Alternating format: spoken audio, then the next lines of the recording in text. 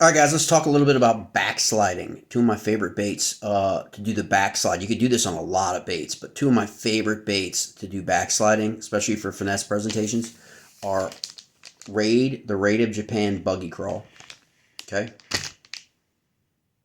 and the OSP DoLive Shot, okay, DoLive or DoLive Shot, okay. These are two of the two baits that are great for the backslide. So what's the backslide all about? Traditionally, most people will front hook, will either put a jig head or throw their hook into the front, right, on any of these style baits.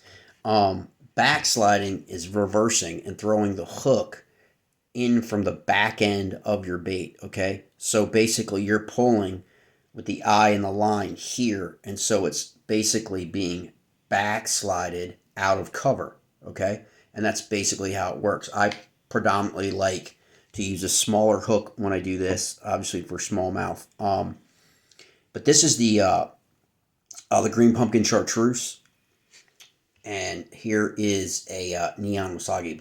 These are two of my favorite colors here to use in this presentation for smallmouth.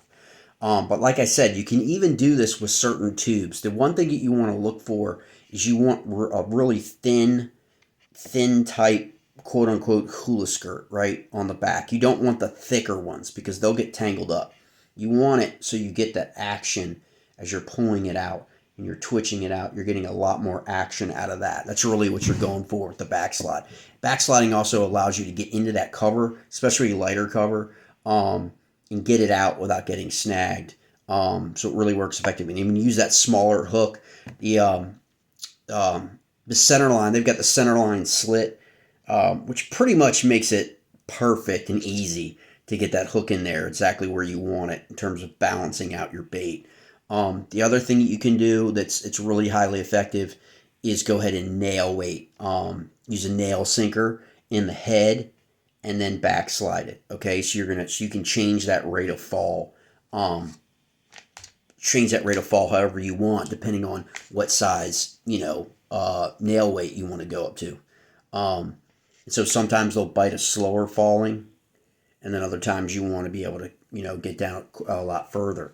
And so it's really an awesome bait that you can use. Okay.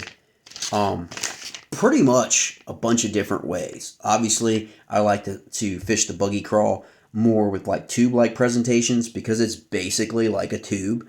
But you also can backslide it because it's got this on the back end. So like you can rig your hook back here and then work it like this. Don't really have to nail, at least in my experience, you don't have to nail weight the Buggy Craw because it already has a lot more surface area and weight at the front of that, like a tube would, right?